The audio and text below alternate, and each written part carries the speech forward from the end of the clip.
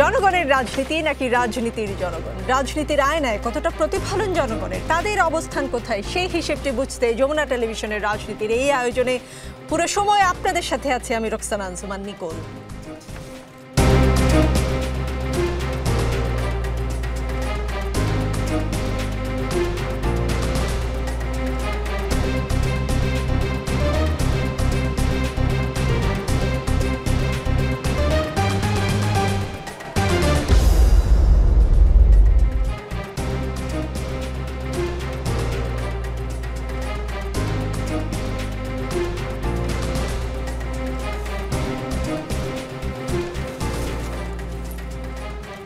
আজকের রাজনীতিতে আমাদের সঙ্গে আছেন প্রধান উপদেষ্টার উপপ্রেস সচিব আজাদ মজুমদার, আমাদের সঙ্গে আছেন জাতীয় নাগরিক পার্টির যুগ্ম সদস্য সচিব রিফাত রশিদ, আছেন জ্যেষ্ঠ সাংবাদিক মাসুদ কামাল, বিএনপির প্রশিক্ষণ বিষয়ক সম্পাদক ABM মোশাররফ হোসেনও সাথেই আছেন মাসুদ কামাল। পুরোটা না পড়ে উল্লেখযোগ্য অংশটুকু পড়ি শুধু। আসসালামু আলাইকুম। ৩৬শে জুলাই ফতহে গণভবনের পর বাংলাদেশের রাজনীতিতে এক নতুন যুগের সূচনা হলেও জুলাই গণ অভ্যুত্থানে অংশ নেওয়া বহু মানুষের কাছে কাঙ্ক্ষিত পরিবর্তন এখনও বাস্তবায়িত হয়নি। তারপর কিছু কথা, তারপর এই পরিস্থিতিতে আমরা জুলাই গণ অভ্যুত্থানের পক্ষে সকল রাজনৈতিক ও সামাজিক শক্তির সমন্বয়ে একটি শক্তিশালী প্ল্যাটফর্ম গঠনের উদ্যোগ নিয়েছি। এর মাধ্যমে আমরা গণ অভ্যুত্থানের দাবিগুলো প্রকৃতই বাস্তবায়ন করতে চাই। তারপরে আবার বলছেন, আমরা বিশ্বাস করি নতুন রাজনৈতিক সংস্কৃতি এবং ধর্মীয় বিশ্বাস ও মূল্যবোধের প্রতি শ্রদ্ধাশীল সামাজিক চুক্তির ভিত্তিতে বাংলাদেশ পুনর্গঠন সম্ভব। অভ্যুত্থান পরবর্তী বাংলাদেশ পুনর্গঠনের এই উদ্যোগকে আপনাদের সক্রিয় অংশগ্রহণের আহ্বান জানাই। আসুন কাঁধে কাঁধ মিলিয়ে দেশ গঠনের এই সংগ্রামে সামিল হই। কমেন্টে সংযুক্ত গুগল ফর্ম পূরণ করে এই লড়াইয়ে যুক্ত থাকুন। আহ্বানে আলী আহসান জুনায়েদ, জুলাই অভ্যুত্থান শক্তির নতুন প্ল্যাটফর্মের প্রধান উদ্যোক্তা। তার মানে এপ্রিলে আরও একটি নতুন দল আসছে, বিষয়টা কেমন হলো? ভালো তো, খারাপ কি? শত ফুল ফুটতে দাও। যত ফুল ফুটবে আমাদের মতো সাধারণ মানুষ যারা আছে আমাদের জন্য তত বেশি অপশন বাড়বে, আমরা বিকল্প পাবো, আমরা বেছে নেওয়ার বিকল্প পাবো। এতে আমি কোনো সমস্যা দেখি না। বরঞ্চ সব ছাত্র যাদের মধ্যে নাকি মতবিরোধ আছে, চিন্তার ভিন্নতা আছে, তাদেরকে জোর করে এক জায়গায় আইনে দাঁড় করানোটাই বরং আমার কাছে মনে হয় যে অগণতান্ত্রিক। এটা হতেই পারে, এবং এটা হওয়াটা আমি তো মনে করি এটা অবধারিত ছিল। এতে আমি কোনো মন্দ কিছু দেখি না। ওনারা ভিন্ন মতের লোক একসঙ্গে একটা আন্দোলন করেছে। ওই আন্দোলনে আরও অনেক লোক ছিল, বিএনপি আন্দোলনে ছিল বিএনপির প্রত্যেকটা নেতাকর্মী ওই আন্দোলনে ছিল।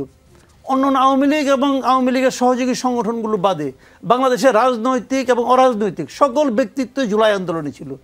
যারা কিছু লোক এখন দাবি করছে যে আমরা সিপাহসালার ছিলাম, আমরা প্রধান সেনাপতি ছিলাম, এটা তাদের ব্যাপার, তারা দাবি করে আনন্দ পাচ্ছে, ওটা নিয়ে আমার কোনো আপত্তি নাই। তারা যদি আনন্দ পাবে, কিন্তু সবাই আন্দোলনে ছিল। এবং এই আন্দোলনের দাবি যদি আরও কেউ হয়, তারা যদি আরেকটা সংগঠন করে আরও ভালো। আমি তো খুবই আনন্দিত যে না, আরেকটা নতুন সংগঠন হচ্ছে। আলী আহসান জুনায়েদ একটা সময় শিবিরের মানে ছাত্র সংগঠনের সাথে জড়িত ছিলেন। তারা আসলে জামায়াতে ইসলামীতে সরাসরি সংযুক্ত না হয়ে তারা নতুন একটি প্ল্যাটফর্ম খুলছে এবং জাতীয় নাগরিক পার্টি এনসিপিতে তাদের যোগদানের কথা ছিল। ঠিক নতুন দলটি গঠনের আগ মুহূর্তে একটা আমরা দ্বন্দ্ব দেখতে পাই, সেটা অনেকটা সামাজিক যোগাযোগ মাধ্যমে প্রকাশ্যে আসে। তারপরে আমরা দেখলাম যে এখন তারা নতুন আরেকটি প্ল্যাটফর্মের কথা বলছে, যেটা এপ্রিলে আসবে এবং তারা ফর্ম ছেড়েছে। তারা আসলে জামাতে না গিয়ে তারা অন্য একটি প্ল্যাটফর্ম গড়ে তুলছে। আপনার বিশ্লেষণ কি বলে, কেন তারা এটা করছে? এখানে দুটো জিনিস আছে। আপনি যদি খুব সাদামাটা ভঙ্গিতে দেখি, এটা হলো গিয়ে মনে করেন তারা ভাবছে যে আমি ওদেরকে আরেকটু দুর্বল করে দিলাম। এটা জামাতের পলিসি হতে পারে, তারা হয়তো জামাতেরই উপকার করছে, হতে পারে। কিন্তু কারণ একবার শিবির করেছে, একটা আন্দোলনের মাধ্যমে তারা শিবিরের সঙ্গে নাই, অথবা শিবিরের মূল সংগঠন জামাতের সঙ্গে নাই, এটা হওয়ার কথা না। কারণ তারা তো আদর্শ ভিত্তিক রাজনীতি করে। তাহলে কি এমন ঘটলো? তাহলে হয়তো এটা আদর্শেরই একটা অংশ যে তোমরাও জুলাই আন্দোলনের দাবিদার, ওরাও জুলাই আন্দোলনের দাবিদার, তুমি ওদের শক্তিটাকে ভাগ করে দাও, তাহলে আমাদের শক্তিটা শক্তিশালী হবে। এটা হতে পারে। অথবা অন্যভাবে হতে পারে যে জামাত হতে মনে করে সবটাই আমার শক্তি, আমরা বিভিন্ন জায়গায় বিভিন্ন পকেটে আমার লোক রাখলাম, সবগুলি মিলিয়ে পরে একবারে আমরা পাবো, সমস্যা নেই। তাও হতে পারে, নানা কিসিমের কাজই হতে পারে। একটা জিনিসকে আমি বলি আপনাকে, ছাত্ররা যে পলিটিক্যাল পার্টিটা করেছে, আমি মনে করি এই পার্টিটা বরং অপরিণত একটা পার্টি হয়ে গেছে। এনসিপি, হ্যাঁ, অপরিণত এই কারণে যে দেখেন, তাদের প্রথমে ফেব্রুয়ারির দ্বিতীয় সপ্তাহে তাদেরকে কথা ছিল তারা একটা ঘোষণা করবে, সেটা তারা পিছাইতে 28 তারিখে ঘোষণা করছে। এই কদিন তারা কি করছে? আমি তো ভাবছিলাম তারা বোধহয় তাদের গঠনতন্ত্র মানে প্রণয়ন করতেছে, নীতিমালা অনেক কিছু প্রণয়ন করতেছে। দেখা গেলো আসলে এই কদিন তারা কিছুই করে নাই, আসলে নেতৃত্বকে অ্যাকোমোডেট করার জন্য নানা কাজকর্ম করছে। এটা কিন্তু খুবই গতানুগতিক একটা রাজনীতি। যে কাজটা বিএনপি করে, যে কাজটা আওয়ামী লীগ করে, তারা এত বড় কমিটি করতে তাদের হয় যে কমিটি 2-3 পৃষ্ঠায় জায়গা পাওয়া যায় না, কারণ সবাইকে অ্যাকোমোডেট করতে হয়, না হলে প্রবলেম। তো ওনাদেরও সবাইকে অ্যাকোমোডেট করার একটা পলিটিক্স, একদম গতানুগতিক পলিটিক্স করছে তারা। এবং এই কয়েকদিন তারা খালি এইগুলোই করছে যে কিভাবে আমার লোক সবাইকে ঢোকানো যায়। তারপরেও এই জুনায়েদ এবং আরও কয়েকজনকে ঢোকাতে পারে নাই, না পারা তারা গোসা করছে, গোসা করে বেরিয়ে গেছে। যে বাংলাদেশের নিয়ম, একজন বাইরে এসে নিজেও একটা পার্টি করে, ওনারাও একটা পার্টি করছে। এটা হচ্ছে মূল ঘটনা। এটা এখন দৃশ্যত যে আমাকে জিজ্ঞাসা করেন, আমি খুশি কারণ আমার জন্য আরেকটা অপশন বাড়ছে।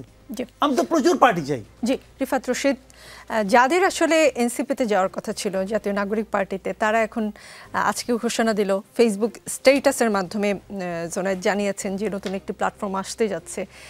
এনসিপি কি চ্যালেঞ্জের মুখে পড়লো? আচ্ছা, শুরুতেই ধন্যবাদ জানাতে চাই আমাকে ফ্লোরটা দেওয়ার জন্য। আপনি একটা কথা বলেছিলেন যে তাদের আসলে এনসিপিতে যাওয়ার কথা ছিল। আমি জানি না আপনারা কোথা থেকে শুনেছেন তাদের এনসিপিতে যাওয়ার কথা ছিল। মানে এনসিপিতে কারা গিয়েছে বা না গিয়েছে সেটা কোত্থেকে প্রমাণিত হবে? সেটা হলো এনসিপি যে কমিটি দিয়েছে তার লিস্ট থেকে প্রমাণিত হবে।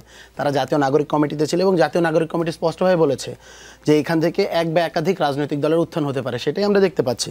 এখানের ভিতরে বিভিন্ন দল মত পথের মানুষেরা, বিভিন্ন চিন্তার মানুষ একত্রে এসে যুক্ত হয়েছে। জুলাই গণ অভ্যুত্থান পরবর্তী সময় তো ছাত্রদের জন্য বৈষম্যবিরোধী ছাত্র আন্দোলন প্ল্যাটফর্মটা ছিল, কিন্তু নাগরিকদের জন্য তো কোনো আলাদা প্ল্যাটফর্ম ছিল না। তো নাগরিকদের জন্য একটা প্ল্যাটফর্ম করা হয়েছে, সেখানে সবাই আসছে। আমি যদি বলতে পারি যে এখানে আমাদের ছাত্র দলের বড় আপু ছিলেন কানাতাই আলাম আপু, তিনি কিন্তু এখানের ভিতরে এসেছিলেন। এরকম প্রত্যেকটা রাজনৈতিক দল, অনেক রায় এসেছে, অনেকরাই কিন্তু পরবর্তীতে এনসিপিতে হয়েছেন, যিনি এর আগে সিপি বা হলো গিয়ে ছাত্র ইউনিয়ন করেছিলেন। সো এইরকম অনেক রাজনৈতিক দল, অনেক রাজনৈতিক মতের মানুষরা আসছে যারা এখানের ভিতরে এসে যুক্ত হয়েছেন, ওই নাগরিক কমিটিতে যুক্ত হয়েছিলেন। পরবর্তীতে তারা যে নিজের রাজনৈতিক আইডিয়া চিন্তা, এবং তারা মনে করছে যে যেখানে রাজনীতি করে হলো গিয়ে ভালো করবে, শাইন করতে পারবে, সে সেখানে গেছে। আমরা মনে করি না এখানে কোনো প্রবলেম আছে। আমরা বরং শুভকামনা জানাতে চাই একটি নতুন রাজনৈতিক উদ্যোগে। কিছুতেই এনসিপিতে যাওয়ার কথা ছিল না তাদের রাজনৈতিক, এটা একটা প্রসেসের মধ্য দিয়ে গিয়েছিল। যাদের সাথে মিলেছে তারা গিয়েছে, যাদের সাথে মিলেনি তারা যায়নি। এটাই তো আসলে, এইটাই গণতান্ত্রিক চর্চা। আমার সাথে যদি আপনার মেলে আমি আপনার সাথে যাবো, নইলে আমি আপনার সাথে যাবো না। এইটাই তো ডেমোক্রেসি, এবং এইটাই হওয়া উচিত বলে আমরা মনে করি। কাউকে জোর করে কোনো রাজনৈতিক দলে আটকে রাখা, বন্দী করে রাখার পক্ষপাতী এনসিপি কখনোই না এবং থাকবেও না।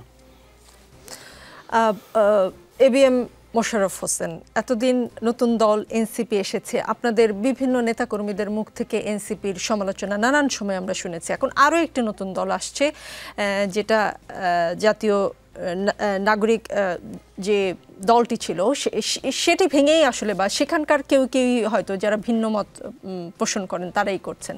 এতদিন এনসিপির সমালোচনা করেছেন, এখন আরও একটি দল হয়ে গেল সমালোচনা করার জন্য। আপনাদের সমালোচনা করতে সময়ও বেশি খরচ হবে মনে হচ্ছে না? আপনি যেভাবে একটা সরলীকরণ করেছেন এটা আমরা কোনোভাবে বিশ্বাস করি না। বরং আমাদের আপত্তিটা ছিল এখানে যে কোনো রাজনৈতিক দল হবে, এটাকে আমরা স্বাগত জানাই। কারণ আমাদের নেতা শহীদ রাষ্ট্রপতি জিয়া রহমান বলেছে শতফুল ফুটতে দাও।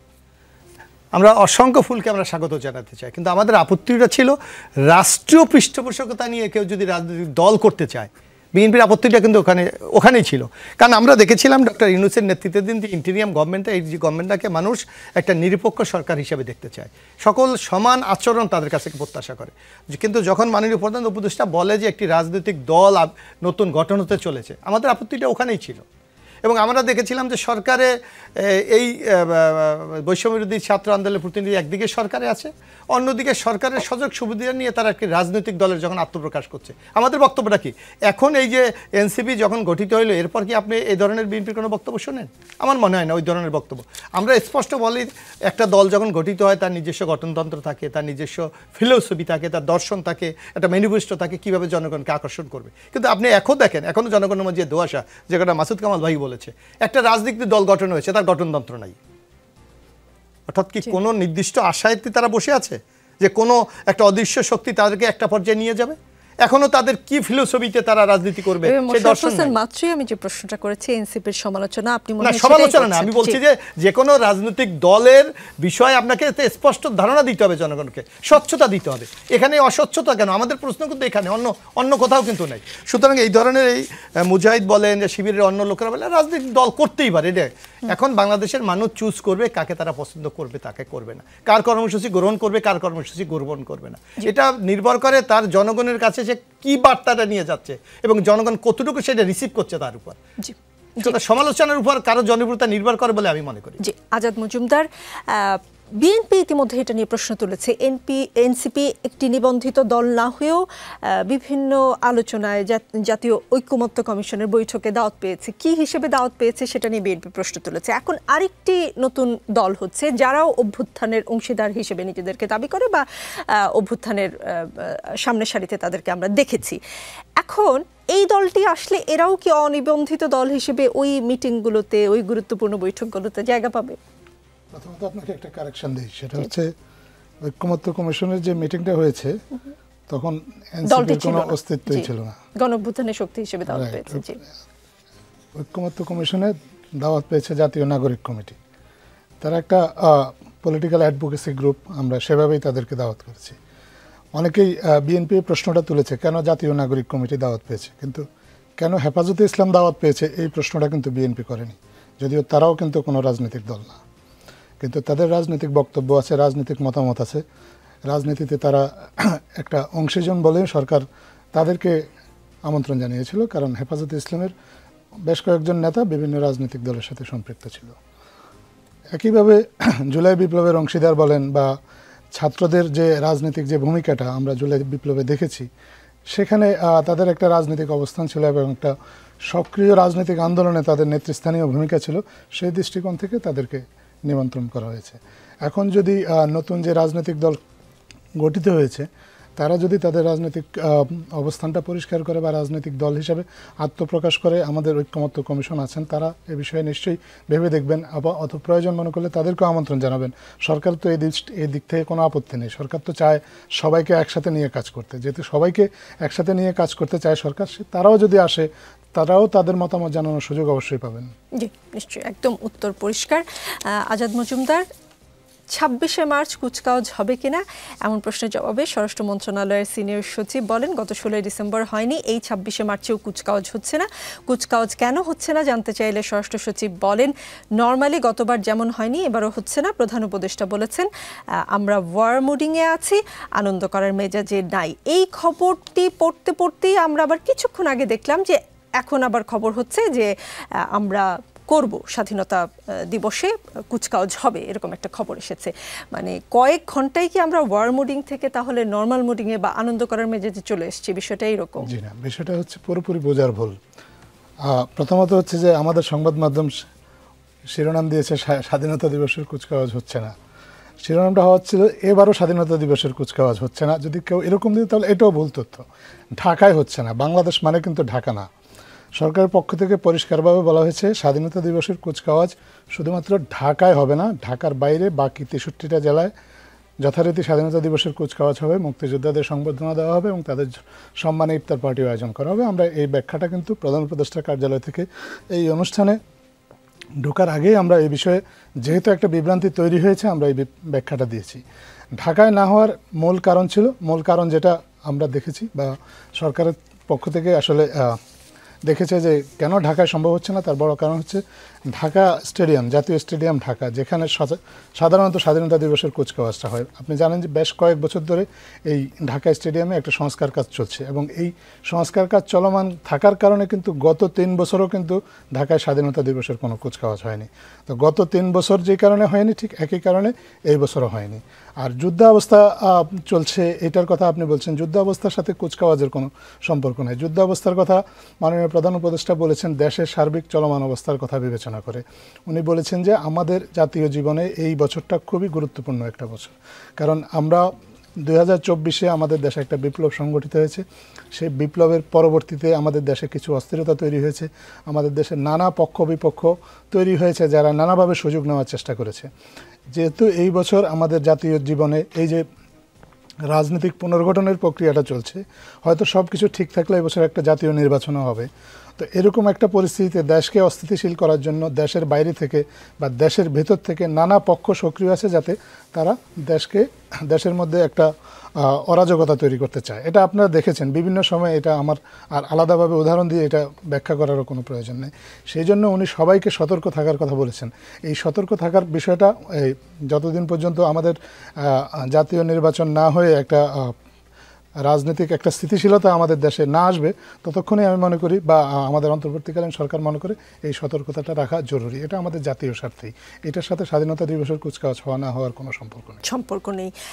এবার পয়লা বৈশাখ পালন করা হবে কিনা সেটা নিয়ে নানানজন নানান ধরনের সন্দেহ প্রকাশ করছেন। আপনি জানেন যে কেন সন্দেহ প্রকাশ করছে, সেটা আমি আসলে এই অনুষ্ঠানে বলতে চাই না। মানে ওই সময় আমরা কি মেজাজে থাকবো? পয়লা বৈশাখের অনুষ্ঠান হবে তো, নাকি তখনও আমরা পয়লা বৈশাখ পালন করা হবে না এরকম কোনো কথা কেউ বলেন? বা মঙ্গল শোভাযাত্রা হবে কিনা? মঙ্গল শোভাযাত্রা পালন করা আর পয়লা বৈশাখ পালন করা দুটো। জি, মঙ্গল শোভাযাত্রা আমি ডাইরেক্ট প্রশ্নই করি, মঙ্গল শোভাযাত্রা পালন করা হবে কি হবে না, এটা সার্বিক নিরাপত্তা পরিস্থিতি বা আর অন্যান্য বিষয় বিবেচনা করে সংশ্লিষ্ট মন্ত্রণালয় যারা আছে তারা সিদ্ধান্ত নেবে। কিন্তু পয়লা বৈশাখ অবশ্যই হবে। পয়লা বৈশাখ হবে, মানুষ উৎসব করবে। আমি যতদূর জানি সরকারি কর্মকর্তা যারা আছেন তাদের উৎসব ভাতাটাও এবার ঈদ বোনাসের সাথে পয়লা বৈশাখের উৎসব ভাতাটাও ইতিমধ্যেই সরকারের পক্ষ থেকে দিয়ে দেওয়া হয়েছে। তো উৎসবের প্রস্তুতি তো মানুষ নিচ্ছে, এখন কে কিভাবে উৎসব করবে এটা একান্তই তার নিজস্ব বিষয়। আজাদ মজুমদার, অন্তর্বর্তী সরকার তো সংস্কার প্যাকেজ অফার ছেড়েছে, মানে অফার চলছে দুটি প্যাকেজের, একটি সংক্ষিপ্ত সংস্কার প্যাকেজ, অন্যটি বৃহৎ সংস্কার প্যাকেজ। কোন অফারে কি কি থাকছে একটু ছোট করে যদি বুঝিয়ে বলতেন। সংস্কার কোন অফারে কি কি থাকছে এটা আসলে রাজনৈতিক দলগুলোকে সিদ্ধান্ত নিতে হবে। সরকারের পক্ষ থেকে পুরো সংস্কার, সরকার কি কি অফার করছে? সরকার পুরো সংস্কার প্রস্তাবটাই অফার করেছে। আপনি চাইলে একটু কষ্ট করে সরকারের ওয়েবসাইটে এই বিষয়ে দেওয়া হয়েছে, আর যদি আমাকে সময় দেন বা তাহলে আপনি পরবর্তী অনুষ্ঠানে আমি আপনাকে হার্ড কপি এনে দেবো। জি নিশ্চয়ই। না, আমি আসলে সংক্ষিপ্ত সংস্কার প্যাকেজ এবং বৃহৎ সংস্কার প্যাকেজ, এটা হচ্ছে আপনাদের তৈরি করা একটা ভাষা, সংক্ষিপ্ত সংস্কার প্যাকেজ বা বৃহত্তর প্যাকেজ। মাননীয় প্রধান উপদেষ্টা এটাই মিন করেননি? না, উনি এটা মিন করেননি। উনি বলেছেন যে সংস্কারের যে প্রস্তাবগুলো আছে তার মধ্যে যে গুরুত্বপূর্ণ সংস্কারগুলো আছে এগুলো আলাদাভাবে হয়তো রাজনৈতিক দলগুলোর কাছে উপস্থাপন করা হবে, যাতে তারা তাদের মতামতটা জানাতে পারে। সংস্কারের অনেকগুলো প্রস্তাব এসেছে, সবগুলোতে আসলে রাজনৈতিক দলগুলোর মতামত নেওয়ারও প্রয়োজন নাই বা এগুলো প্রশাসনিকভাবেই এগুলো বাস্তবায়ন করা সম্ভব। কিন্তু কিছু কিছু মৌলিক বিষয় আছে যে বিষয়গুলোতে একটা রাজনৈতিক ঐক্যমতের প্রয়োজন, যেটা সরকার চাইলেই সম্ভব না। সরকারের পক্ষে এই বিষয়ে কোনো সিদ্ধান্ত দেওয়া সম্ভব না, সিদ্ধান্ত দেবে আমাদের রাজনৈতিক দলগুলো। সেই সিদ্ধান্তগুলোই রাজনৈতিক দলগুলোর কাছে উপস্থাপন করা হয়েছে। যেহেতু বিষয়টা অনেক দীর্ঘ, আপনি জানেন যে এখন এক একটা সংস্কার কোনোটা আপনার বিচার বিভাগীয় সংস্কার কমিশনের যে বইটা আমরা দেখেছি সেখানে 385 পৃষ্ঠার মতো একটা বই। তো এত বড় বই আমাদের রাজনৈতিক দলগুলোর নেতৃবৃন্দ পড়ে ধৈর্য সহকারে তারপরে তাদের মতামত দেবেন, এটা সময় সাপেক্ষ বিষয়।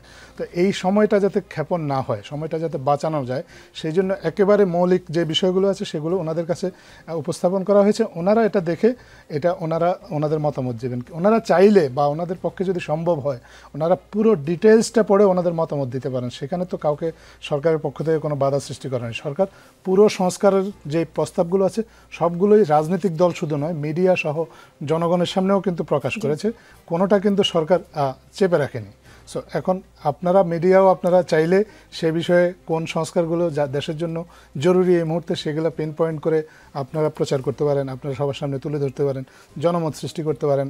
এই রাজনৈতিক দলগুলো চাইলে তাদের যারা নেতাকর্মী আছে তাদের কাছে এটা নিয়ে যেতে পারে, তাদের সাথে আলোচনা করতে পারে বা সাধারণ মানুষের সাথে আলোচনা করতে পারে। এটা একান্ত তারা কে কীভাবে করবে সেটা তাদের বিষয়। কিন্তু সরকারের পক্ষ থেকে কোনোটা সংক্ষিপ্ত এটুকু আছে, তারপরে ওইটা আসলে বৃহৎ আছে, এরকম করে কোনো কিছু দেওয়া হয়নি।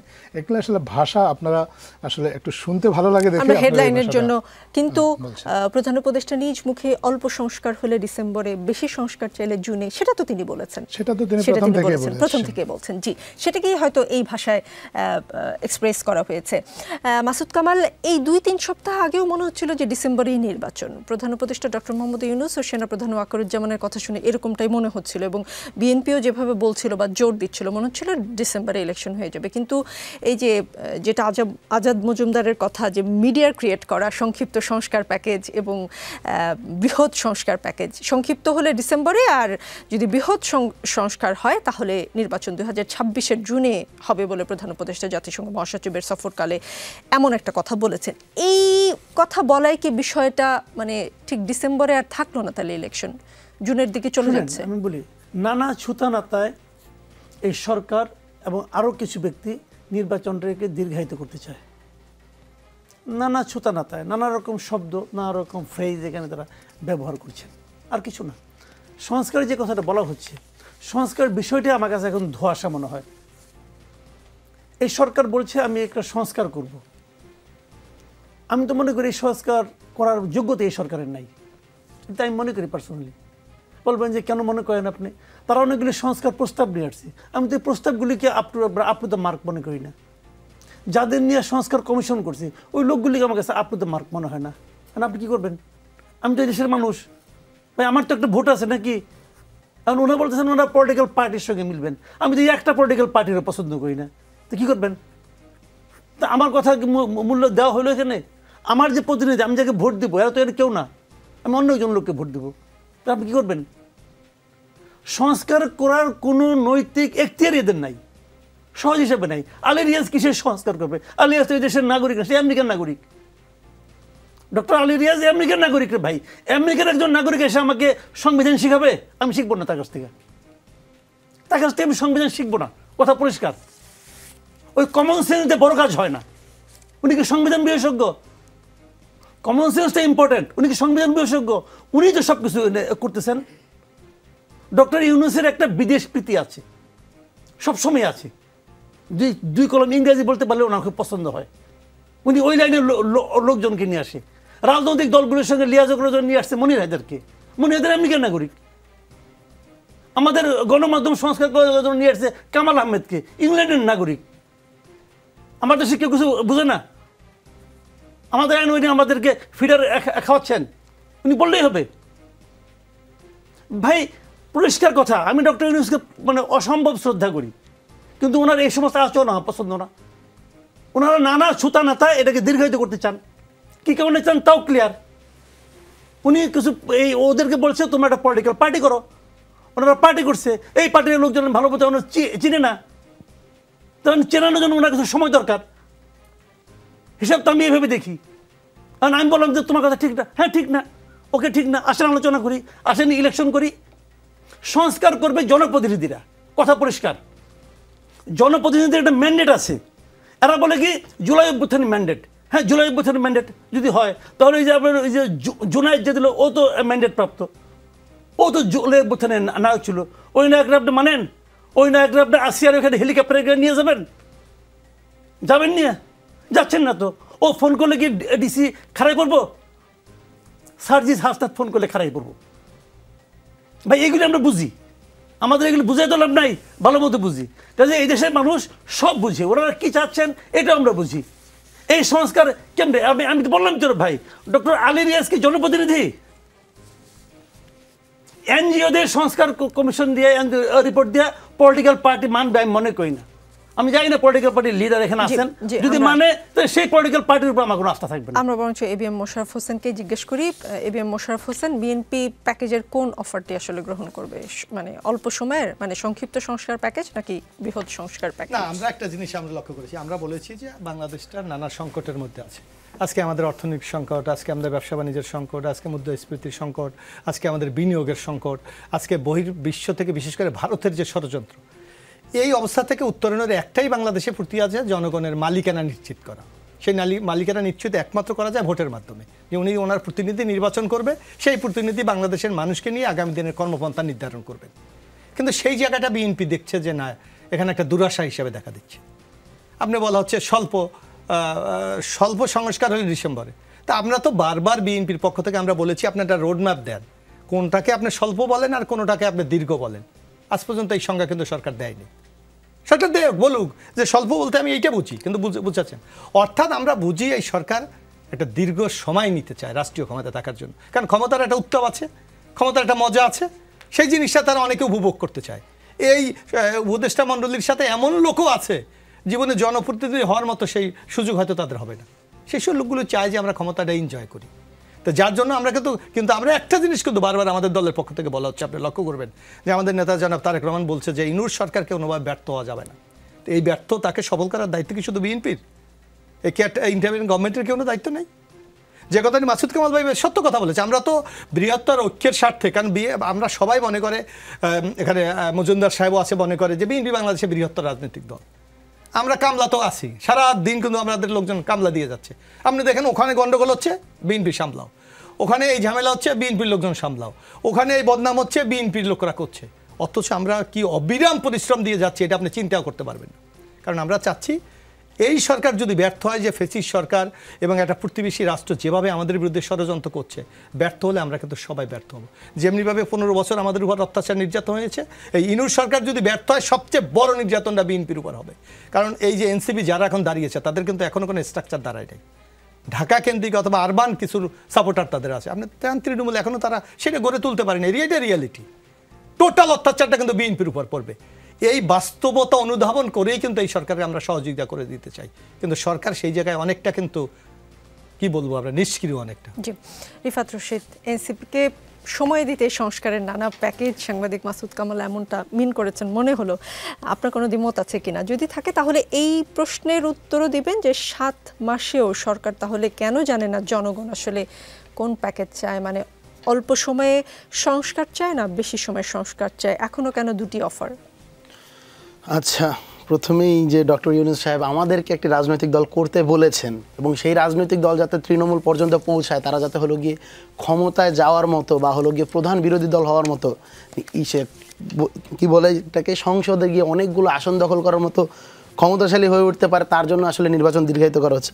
আমি বলবো যে এটা আসলে মন গড়া। সে বললো যে তার ব্যক্তিগত মতামত, তার মনে হয়েছে, এটা সেই কথাটা কিন্তু বলেছেন, তাই তার মনে হয়েছে। এটা আমি বলবো যে এটা মন গড়া কথাবার্তা। তার যদি কোনো সোর্স থাকে, সে যদি কোনো প্রমাণ থাকে, সে সামনে আনুক। আমি জানি না, আমি এই ধরনের কথা বলেছেন, ওইটাই বললাম যে সেটা তার মনে হয়েছে, তার মন গড়া একটা কথাবার্তা। এটাকে আমি মনে করি যে এটা একদমই অসত্য এবং এইটা কোনো ভিত্তি নেই, আসলে কোনো প্রকার ভিত্তি নেই। এবং আরেকটি কথা বলেছেন যে হলো গিয়ে 7 মাসে জনগণ আসলে কোন প্যাকেজ চায়, সরকার কেন বুঝতেছে না। সরকার কিন্তু কিছু কথা বলেছে, যে ডক্টর মোহাম্মদ ইউনূস সাহেব একটা কথা কিন্তু স্পষ্টভাবে বলছেন যে হলো গিয়ে এইখানের ভিতরে জনগণ কি চাইছে এবং রাজনৈতিক দলগুলো কি চাইছে, দুটার উপর মূল্যায়ন করা হবে। আমরা আসলে জনগণ কি চায় এটা প্রমাণ করার কিন্তু অনেক অনেক অনেক উপায় আছে। আমি বলবো যে এখানের ভিতরে যেই জিনিসটা হয় আর কি। আর 2-3টা বলেন ইলেকশন ছাড়া। জি, ইলেকশন ছাড়া আর 2-3টা উপায় বলেন যে জনগণের জনমত জরিপের জনগণ। প্রথমত হলো গিয়ে জুলাই গণ অভ্যুত্থান কেন হয়েছিল, আমরা কিন্তু একটা কথা বলেছি যে জুলাই গণ অভ্যুত্থান কিন্তু 3 তারিখে এক দফার যে ঘোষণা হয়েছে, সেই ঘোষণা একটা কথা স্পষ্টভাবে বলা হয়েছে। 3 তারিখে মানুষ কেন রাস্তায় নেমেছিল, 3 তারিখ এক দফার যে ঘোষণা, যে কমিটমেন্ট, তার উপর ভিত্তি করে সেখানে বলা হয়েছিল ফ্যাসিবাদী ব্যবস্থার বিলোপ, নতুন রাজনৈতিক বন্দোবস্ত নির্মাণ করা হবে। নতুন রাজনৈতিক বন্দোবস্ত কি পুরান বন্দোবস্ত দিয়ে আসলে করা সম্ভব? নতুন রাজনৈতিক বন্দোবস্ত কি পুরান বন্দোবস্তের আদল করা সম্ভব? অসম্ভব একটা জিনিস। জনগণ এক দফার জন্য মাঠে নেমেছিল না? সেই এক দফাটাই কি, এক দফাটা ছিল ফ্যাসিবাদী ব্যবস্থার বিলোপ ও নতুন রাজনৈতিক বন্দোবস্ত। আপনি করে দেখেন, আমি বলবো যে রিভাইন্ড করে দেখেন, আসলে আমাদের মাঝে একটা পারসেপশন তৈরি হয়েছে যে হলো গিয়ে, এটা আমি বলবো যে অনেকগুলো কথা যে শেখ হাসিনার পতনটা আসলে শেখ হাসিনার পতন ছিল না এক দফা। আমি এক দফাটা আবার রিপিট করি, এক দফা স্পষ্টভাবে বলা হয়েছিল স্বৈরাচারী শেখ হাসিনার পতন, ফ্যাসিবাদী ব্যবস্থার বিলোপ ও নতুন রাজনৈতিক বন্দোবস্ত বিনির্মাণ। এইটা ছিল এক দফার ঘোষণা। আপনি ডকুমেন্টসগুলো সামনে আনেন, সব কিছুই করেন, আপনি রিভাইন্ড করলে আপনি পড়তে পারবেন। এক দফার ঘোষণা পুরোপুরি ছিল যে ফ্যাসিবাদী ব্যবস্থার বিলোপ করতে হবে। এখন এই ফ্যাসিবাদী ব্যবস্থার বিলোপ করার জন্য তো জনগণ রাস্তায় জীবন দিয়েছে, এবং গণ অভ্যুত্থানের থেকে বড় ম্যান্ডেট কি কখনো হলো গিয়ে নির্বাচন হতে পারে কিনা, এইটাও একটা বড় কোয়েশ্চেন আছে। মানুষ তো রাস্তায়, আমি একটা কথা বলতেছি না, আমি সেটা বলতেছি না, আমি বলছি যে নির্বাচন নিয়ে, এই নির্বাচনটা কিসের ভিত্তিতে হচ্ছে? এই নির্বাচন পুরনো স্ট্রাকচারের মাঝে হচ্ছে। পুরনো স্ট্রাকচারটা তো ফ্যাসিবাদী স্ট্রাকচার। আপনি এই স্ট্রাকচারের মধ্যে দিয়ে দেখুন না, যে এই স্ট্রাকচারের মধ্যে দিয়ে গিয়েছে সেই ফ্যাসিবাদী হয়েছে বা ফ্যাসিবাদী হওয়ার চেষ্টা করেছে। এই স্ট্রাকচারটাই সমস্যা। বাংলাদেশের মানুষ এমন একটা অবস্থা এই দেশের রাজনীতিতে, ফর এক্সাম্পল আমি নতুন রাজনীতিতে নেমেছি, আমি তো স্টুডেন্ট, এই আমাদের এই প্রসেসের মধ্যে দেখা যায় কি, এলাকায় যদি যেতে হয় বা কোথাও একটা যেতে হয়, এলাকার লোকজন এসে ঘিরে ধরে যে অমুক সমস্যা তমুক সমস্যা। তাদেরকে হলো গিয়ে চা পান বিড়ি খাওয়ানোর যে বাংলাদেশে একটা টেন্ডেন্সি, এটা করলে না করলে রাজনীতি করা যায় না। শোডাউনের রাজনীতিতে আমরা দেখতে পাই যে টাকা না হলে এগুলো করবে কোত্থেকে? আমরা তো এই রাজনীতির থেকে মুক্তি চাই, আমরা তো এই স্ট্রাকচার থেকে মুক্তি চাই, আমরা মানুষের মনস্তাত্ত্বিক একটা পরিবর্তন চাই। এই মনস্তাত্ত্বিক পরিবর্তন তো হলো গিয়ে আপনি নির্বাচন দিয়ে করতে পারবেন না। এই মনস্তাত্ত্বিক পরিবর্তন আসে বা একটা স্ট্রাকচারাল পরিবর্তন আসে কিছু সংস্কার প্রস্তাবনার মধ্য দিয়ে, এবং সেই সংস্কার আমরা যেদিন করতে পারবো সেদিন আসলে এই ফ্যাসিবাদী ব্যবস্থাটা বিলোপ হয়ে যাবে এবং আমরা সেদিন নির্বাচন করতে পারবো। আমরা বলি কি, যদি এই ডিসেম্বরের মাঝে এই সংস্কারগুলো করা যায় ফ্যাসিবাদী যে ব্যবস্থা আছে এটাকে যদি উপরে ফেলা যায়, আমরা বলতেছি যে আমরা ডিসেম্বরের জন্য নির্বাচন আমরাও চাই, আমরা সেটার জন্য হলো গিয়ে আমরা জনগণকে সহায়তা করবো, কিন্তু এই জিনিসের কমিটমেন্ট রক্ষা করতে হবে। জুলাই গণ অভ্যুত্থানের 1 দফার ঘোষণা যারা আমরা দিয়েছিলাম, আমরা যারা সম্মুখ সারিতে রয়েছে, এটা তো আমাদের শহীদের রক্তের সাথে কমিটমেন্ট। আমরা এই কমিটমেন্টের বাইরে যাবো না এবং বেইমানিটা আমরা করতে পারবো না। সরি টু সে, আমরা সবাইকে বলতেছি আপনাদের রাজনৈতিক স্বার্থ থাকতে পারে, আপনারা হয়তো বা ক্ষমতায় যাবেন, অমুক করবেন তমুক করবেন, কিন্তু জুলাই গণ অভ্যুত্থানে আমরা একটা কমিটমেন্ট দিয়েছি শহীদ মিনারের ওই বেদি থেকে শহীদের রক্তের সাক্ষী আমরা যতদিন না পর্যন্ত এই সংস্কারগুলো হচ্ছে এবং ফ্যাসিবাদী ব্যবস্থার বিলোপ না হচ্ছে, সেই সংস্কার প্রস্তাবনাগুলো সামনে না আসতেছে এবং তার বাস্তবায়ন না হচ্ছে, আমরা এইখানের ভিতরে নির্বাচন আমরা চাই না। আমরা আসলে শুরুতে সংস্কার দেখতে চাই এবং সংস্কার পরবর্তী সময়ে আমরা নির্বাচন দেখতে চাই। ডক্টর মোহাম্মদ ইউনূস আসলে যেহেতু গণঅভ্যুত্থানের মধ্য দিয়ে এই গভর্নমেন্ট গঠিত হয়েছে, তিনি কিন্তু একই কথা বলেছেন। এইটা হয়তো বা অনেকে অনেকভাবে ন্যারেট করার চেষ্টা করে, বাট সত্যিটা এইটাই। দেখছেন রাজনীতি, আমাদের সঙ্গে আজাদ মজুমদার আছেন, তিনি প্রধান উপদেষ্টার উপপ্রেস সচিব। আজাদ মজুমদার জাতিসংঘের মহাসচিব অ্যান্টনিও গুতেরেসের সাথে গোল টেবিল বৈঠক শেষে বিএনপি মহাসচিব মির্জা ফখরুল ইসলাম আলমগীর সাহেব বললেন যে আসলে এই গোল টেবিলটা আমি ঠিক বুঝিনি আর কি, এমন করে বলেছেন।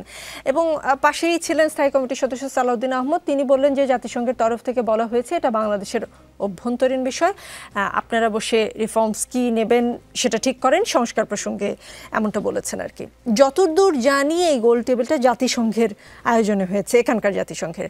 তো এই গোল টেবিলের উদ্দেশ্য আসলে কি ছিল, সরকারের ভূমিকা কি ছিল এই গোল টেবিলে? সরকার কি জাতিসংঘকে দিয়ে সংস্কার বিষয়ে রাজনৈতিক দলগুলোকে, বিশেষ করে বিএনপির উপর কোনো ধরনের প্রেশার ক্রিয়েট করার চেষ্টা করেছে কিনা? প্রথমত হলো আপনার আসলে আজকে জাতিসংঘের একজন প্রতিনিধিকে এখানে আমন্ত্রণ জানানোর প্রয়োজন ছিল, আপনি জানেন প্রশ্নটা আপনার ছিল, এবং আপনিও জানেন যে এটার আয়োজক জাতিসংঘ, সো এটা জবাবটাও জাতিসংঘই দিবে, আমি জাতিসংঘের কাজ করি না। সরকারের ভূমিকা কি ছিল এই গোল টেবিলে? সরকারের ভূমিকা ছিল ফ্যাসিলিটেটরের, সরকারের একজন এখানে জাতিসংঘের অনুরোধে মডারেটরের ভূমিকা পালন করেছে, এবং সরকারের জাতিসংঘের অনুরোধে সরকার আমন্ত্রণ পত্রগুলো হয়তোবা বিলি করে দিয়েছে, ইত্যাদি ইত্যাদি। এখানে সরকারের কোনো প্রতিনিধি উপস্থিত ছিল না। এমনকি আমরা যারা মাননীয় প্রধান উপদেষ্টার সাথে কাজ করি, আমরা ওনার সব অনুষ্ঠানেই বা সরকারের যে কোনো অনুষ্ঠানে যাই, গিয়ে আমরা অন্তত শোনার সুযোগটা পাই।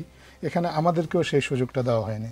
যেহেতু আমাদেরকে সেই সুযোগটা দেওয়া হয়নি, সেখানে কি আলোচনা হয়েছে আমি আপনাকে ভেঙে বা আসলে কোনো কিছু বলতে পারবো না। আপনার এই বিষয়ে জানতে হলে জাতিসংঘের মহাসচিব অথবা যারা উপস্থিত ছিলেন তাদেরকে জিজ্ঞেস করতে হবে, তারা তো তাদের জবাবটা দিয়েছেন। জি, বিএনপির সিনিয়র যুগ্ম মহাসচিব অ্যাডভোকেট রুহুল কবির রিজভী বলেছেন নির্বাচন নিয়ে অন্তর্বর্তীকালীন সরকারের কথাবার্তায় মানুষের মধ্যে ধোঁয়াশা সৃষ্টি হয়েছে। মানুষ মনে করছে আসন্ন নির্বাচন নিয়ে একটা তামাশা তৈরি হচ্ছে কিনা, 16 বছর ধরে যে ভোটাররা ভোট দিতে পারেনি সেই ভোটারদেরকে বঞ্চিত করার আবার কোনো নীল নকশা হচ্ছে কিনা, এই ধরনের আশঙ্কা মানুষের মধ্যে তৈরি হচ্ছে। বিএনপি কি সরকারের উপর আস্থা রাখতে পারছে না, নাকি সরকারকে চাপে রাখতে চাচ্ছে?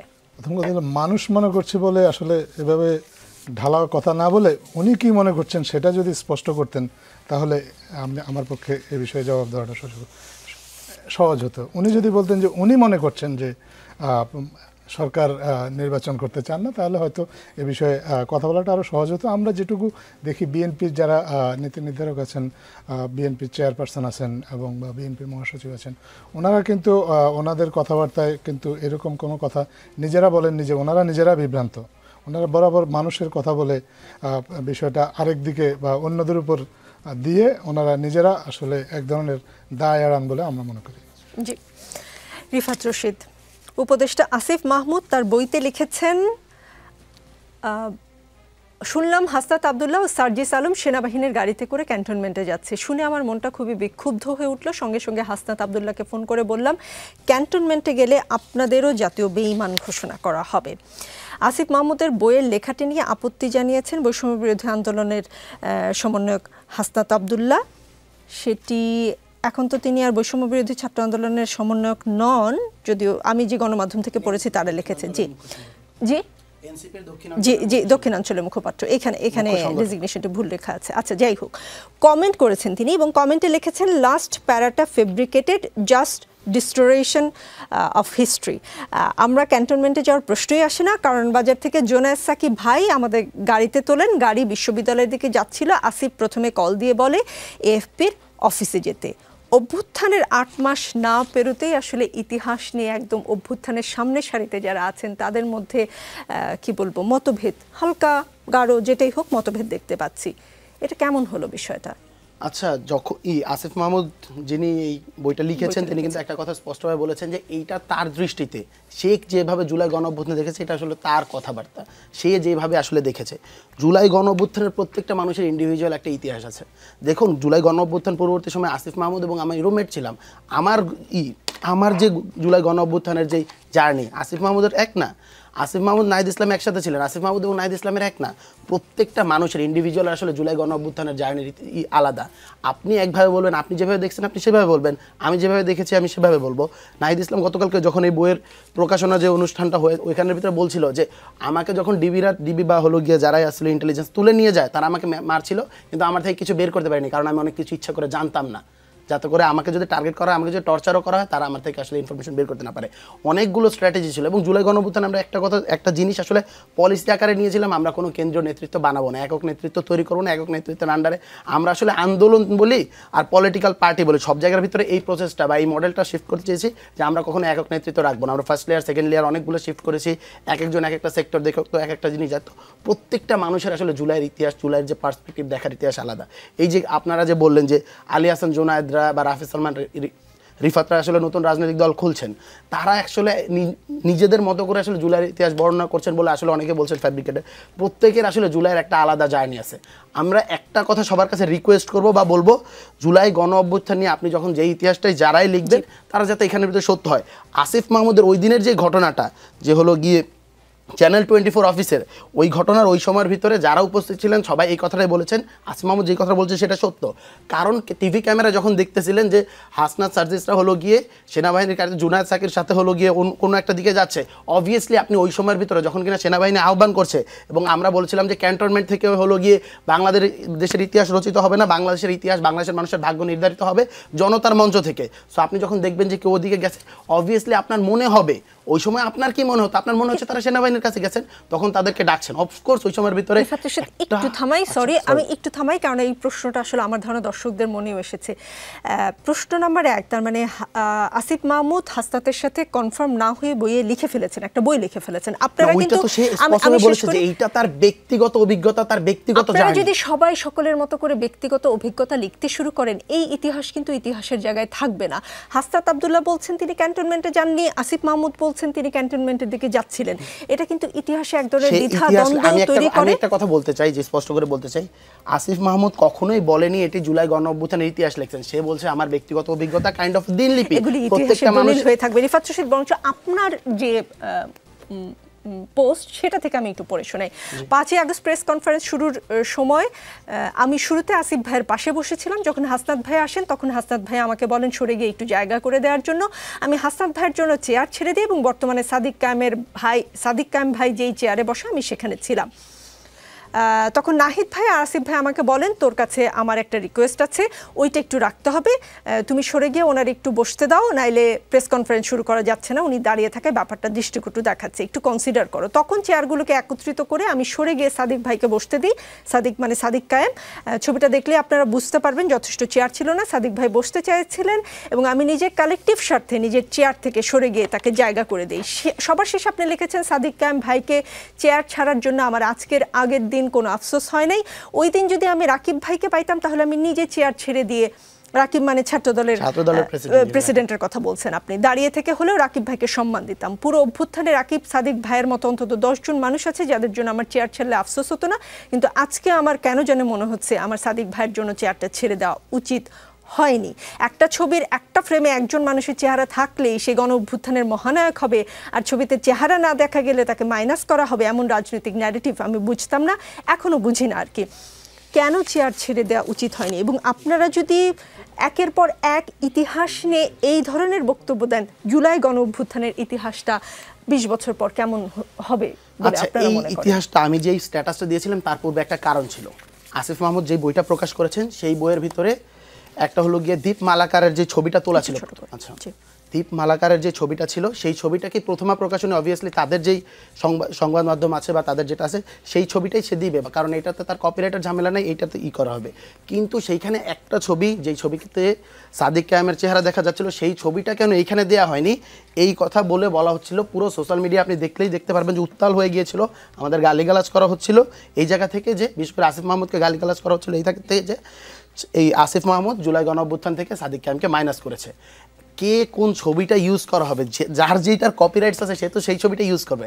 আপনি কোথাও আপনাকে দেখলেন না এবং না দেখার সাথে সাথেই আপনি বললেন যে সেখানের ভিতর থেকে আপনাকে মাইনাস করা হচ্ছে। সেই ছবিতে তো আমি নেই, সেই ছবিতে হান্নান মাসুদ নেই, সেই ছবিতে তো জুলাই গণঅভ্যুত্থান অন্যতম মহানায়ক মাইন সরকার চেয়ারই পাননি, সে পিছনে গিয়ে দাঁড়িয়েছিলেন। এরা কি কোনোদিন ক্লেম করেছিল যে আমি যেহেতু আমার ছবিটা দেখা যাচ্ছে না তাই হলো গিয়ে আমাকে জুলাই গণঅভ্যুত্থান থেকে মাইনাস করে দেওয়া হচ্ছে? আমরা মনে করি যে যেহেতু হলো সাদিক কায়েমকে আসলে আমরা 5 আগস্টের আগে সেভাবে মিডিয়ার সামনে দেখতে পাইনি, সো এই জন্যই আর কি, যেহেতু ওই দিনই আসলে তারকে প্রথমে অ্যাড্রেস করা হয়েছিল, এই জিনিসটাকে তারা আসলে রাজনৈতিক জায়গা থেকে আসলে ব্যবহার করতে চেষ্টা স্পষ্ট। এবিএম মোশাররফ হোসেন, ছবিটা মনে হয় দর্শকরা দেখতে পারবেন না, কিন্তু ঠিক মির্জা ফখরুল ইসলাম, আপনাদের মহাসচিব মির্জা ফখরুল ইসলাম সাহেবের পাশেই গোলাম পরোয়ার সাহেব বসা। তিনি আজকে বলেছেন অবিলম্বে জাতীয় নির্বাচনের রোডম্যাপ ঘোষণা করা উচিত। গোলাম পরোয়ার সাহেব মানে জামাত ইসলামের সেক্রেটারি জেনারেল, তিনি বলেছেন যে অহেতুক কোনো বিলম্ব না করে জাতির আশা আকাঙ্ক্ষা পূরণের জন্য প্রয়োজনীয় সংস্কার কার্যক্রম শেষ করতে যতটুকু সময়ের প্রয়োজন সেই সময়ের মধ্যে সংস্কার সম্পূর্ণ করে অবিলম্বে নির্বাচনের তারিখ ও রোডম্যাপ ঘোষণা করা উচিত। মানে তিনি কি আসলে মির্জা ফখরুল ইসলাম সাহেবের ঠিক পাশে বসার জন্য মানে নির্বাচনের কথা বললেন, নাকি এখন জামাত ঠিক গতকাল পর্যন্ত যে স্ট্যান্ডে ছিল স্ট্যান্ডটা পাল্টে ঠিক আপনাদের কাছাকাছি চলে এসেছে জাতিসংঘ মহাসচিবের সাথে বলতে বলার পর? গোলাম পরোয়ার সাহেব উনি নিজে বলতে পারবে যে কোন দৃষ্টিভঙ্গি, কিন্তু আমাদের যে দৃষ্টিভঙ্গি আপনি দেখেন, আমরা কিন্তু বারবার বলেছি অনতিবিলম্বে নির্বাচন চাই। কারণ বাংলাদেশে প্রতিদিন যে নতুনভাবে যে ষড়যন্ত্র হচ্ছে, যে ঘুরপাক খাচ্ছে, সরকারের জনপ্রিয়তা ধীরে ধীরে যেভাবে হ্রাস পাচ্ছে, আমাদের আশঙ্কা দ্রুত নির্বাচন না হলে যে এই জুলাই বিপ্লবের যে কাঙ্ক্ষিত সাফল্য সেটা আমরা অনেকটা ধরে রাখতে পারবো। যার জন্য বিএনপি কিন্তু বারবার বলছে নির্বাচন, হ্যাঁ সংস্কার একটা চলমান প্রক্রিয়া। আজকে রিফাতরা বলছে যে সংস্কার করতেই হবে। এখন তাদের নেতারা বলছে যে শেখ হাসিনার ফাঁসি না পর্যন্ত নির্বাচন হবে না। কারণ শেখ হাসিনার ফাঁসি 100 বছর হবে না, 100 বছর কি বাংলাদেশে নির্বাচন হবে না? অর্থাৎ বাস্তবতার নিরিখে আপনাকে কথাগুলি বলতে হবে যে আমি কতটুকু বাস্তবায়ন করতে পারবো। আর বিচার আপনি করবেন, বিচার কি আপনি ইচ্ছা করে একজনকে ফাঁসি দিয়ে দেবেন? আইনি প্রক্রিয়া আছে, তত্ত্বপাত্য আছে, এখানে পক্ষ বিপক্ষ যুক্তিতর্ক উপস্থাপন করবেন, সেটা যদি আপনার পছন্দ না হয় সেটা আপিল যাবে, হাইকোর্ট আছে, সুপ্রিম কোর্ট আছে, একটা দীর্ঘ ধারাবাহিক প্রক্রিয়া। কিন্তু আপনি তো সেই শেখ হাসিনার মতো একই ল্যাঙ্গুয়েজে আপনি কথা বলছেন। আপনি গুম করে ফেলার মতো অবস্থা, আপনাকে নিরুদ্দেশ অবস্থা, আপনাকে আমি জোর করে বিচার করে দেবো, আপনাকে গুলি করে দেবো, এগুলিতে তো গণতন্ত্রের প্রক্রিয়া উত্তরণ করা সম্ভব। গুলি করে দেবো কে বলছে? আমি যেই অবস্থাটা হচ্ছে নানা ক্ষেত্রে হাসিনার আমলে যেটা হয়েছে না, আমাদের অনেক লোককে ইচ্ছা করে গুলি করে দিয়েছে। এখন আপনাকে তো এই সরকার আইনের শাসনে বিশ্বাসী, আইনের শাসনের যে প্রক্রিয়াগুলি আছে সেই প্রক্রিয়াগুলি তো আপনাকে অনুসরণ করতে হবে। তাই অনুসরণ করতে গিয়ে গণতন্ত্রের যে মূল স্পিরিট জনরায় সেটাকে কি আপনি অবজ্ঞা করবেন? যার জন্য আমাদের স্পষ্ট বক্তব্য যে আপনাকে নির্বাচনের দিকেও যেতে হবে, পাশাপাশি সংস্কারকে আপনার চালাতে হবে। আপনি যদি সংস্কারকে মুখ্য অবস্থায় রাখেন তাহলে নির্বাচন কবে হবে সেই নিশ্চয়তা তো আপনাকে দিতে হবে। আগামী নির্বাচনে বিএনপি সরকার গঠন করবে আর জাতীয় নাগরিক পার্টি বিরোধী দল হিসেবে সরকারে থাকবে বলে মনে করেন জাতীয় নাগরিক পার্টির যুগ্ম আহ্বায়ক সরোয়ার তুষার। তিনি বলেন আগামী নির্বাচনে তাদের দল 30 থেকে 35% ভোট টানতে পারে। কারা বিরোধী দল হলে আপনাদের জন্য সুবিধা হয়, এনসিপি নাকি জামায়াতে ইসলামী? না, আমরা এটা মানে আমরা তো বিরোধী দল হতে পারি। জি, বিএনপি সেই জনগণ যদি ভোট না চিন্তা করে। আপনাকে একটা কথা আমি বলি, 1991 সালে আপনি যদি 27শে ফেব্রুয়ারি নির্বাচন হয়েছিল, আপনি 24, 25, 26 তারিখের পত্রিকাগুলি আপনি দেখেন, শেখ হাসিনার নেতৃত্বে আওয়ামী লীগের সরকার গঠন, অমুক প্রধানমন্ত্রী, 27 তারিখ জনগণ যখন অবাধ সুস্থ নির্বাচন দেওয়ার মতো সুযোগ পেয়েছিল, আওয়ামী লীগ কিন্তু হেরে গিয়েছিল। সুতরাং বিএনপি নির্বাচনে যাবে, আমরা তো এই ইউটিউবে বিশ্বাস করি না, আমরা মনে করি জনগণের ম্যান্ডেটটা করছি। জনগণ যদি বিএনপিকে চায় অবশ্যই বিএনপি হবে, জনগণ যাকে বিরোধী দল হিসেবে চিন্তা করবে তাকেই বিরোধী দল বানাবে। এখানে বিএনপির নিজস্ব কোনো চয়েসের কোনো সুযোগ আছে বলে আমি মনে করি। উত্তর স্পষ্ট। মাসুদ কামাল, ইতিহাসের মাইনাস প্লাস দেখলাম, মানে একটি বই লিখেছেন উপদেষ্টা আসিফ মাহমুদ, সেখানে সেই বইয়ের বিষয়ে হাসনাত বলছেন যে যেভাবে তাকে সেই বইয়ে বর্ণনা করা হয়েছে সেটা আসলে ঠিক নয়। রিফাত রশিদ চেয়ার ছেড়ে দিয়ে ভুল করেছেন। 7-8 মাস না যেতেই যদি ইতিহাসে মাইনাস প্লাস খেলা চলে তাহলে ইতিহাসটা 20 বছর পর কেমন হবে? ভালো হবে, খুব ভালো হবে। আমি বলি আপনাকে, ইতিহাস কিন্তু দ্রুত হয় না, ইতিহাস কিন্তু একটা পুকুরের মতো। ধরেন আপনি একটা পুকুর খুঁজলেন না, যত গভীরই করেন এর পানি কিন্তু প্রথমে একটু ঘোলা থাকবে, তবে ধীরে ধীরে ধীরে ধীরে এটা কিন্তু থিতাবে যখন, তখন আপনি পরিষ্কার পানিটা পাবেন। ওটা হলো ইতিহাস। আমি তো মনে করি ওদের সবারই একটা করে বই লেখা উচিত, এবং সেই বইগুলোর মধ্যে এরকম সবাই তো যার যার মতো করে দেখছে, এই অন্ধের হাতি দর্শনের মতো, কিন্তু সমস্যা নেই। যখন সবাই তার দেখার কথাটা বলবে তখনই আমরা একটা প্রকৃত হাতি দেখতে পারবো। দেখেন ওখানে কি লিখেছে আসিফ মাহমুদ, প্রথমে আপনি পড়ছেন, আমি কিন্তু খালি একটা শব্দ খেলে আমি এখান থেকে নোট করছি, সেটা হলো শুনলাম। শুনলাম ওরা গিয়েছে, উনি কিন্তু বলে নাই আমি দেখলাম গিয়েছে, উনি শুনেছেন কারো না কারো কাছ থেকে। সেই শোনাটা ভুল হইতে পারে, এবং উনি যে বললেন শুনলাম গিয়েছে, তারপরে আজকে হাসতাক বলতেছেন আমি যাইনি, এখানে কিন্তু আমরা একটা পেয়ে গেলাম যে আসলে কি হয়েছে। তো এইটা তো খুব ভালো। আমি কিন্তু ইতিহাসের এখনই তো হবে এগুলি এখন আরো বেশি বেশি হওয়া উচিত। আমি এটাকে সাপোর্ট করি, আমি রিকোয়েস্ট করি পার্সোনালি যে উনি একে লেখুক, প্রত্যেকে একটা করে লেখুক। আমরা যারা দর্শক ছিলাম, আমরা যারা দূরের থেকে কিছু কিছু ভূমিকা রাখার চেষ্টা করছি দুই একটা কথাবার্তার মাধ্যমে, আমাদের অবজারভেশনগুলি দেওয়া উচিত, আপনারাও দেওয়া উচিত। আপনারা অনেক বড় ভূমিকা রাখছেন।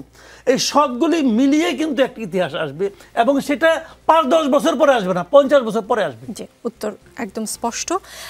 আজাদ মজুমদার, তুলসি গ্যাবার্ড মার্কিন ন্যাশনাল ইন্টেলিজেন্সের পরিচালক 3 দিনের এক গুরুত্বপূর্ণ সফরে আজকে সকালে দিল্লিতে এসে পৌঁছেছেন। এই সফর কি আমাদের দেশে ভারতের সম্পর্কের সাথে মানে যদি আলোচনা হয় কোনো ধরনের কোনো প্রভাব রাখতে যাচ্ছে? মানে সরকারের ভিতরে এটা নিয়ে কোনো ভাবনা, দুশ্চিন্তা কোনো কিছু আছে কি?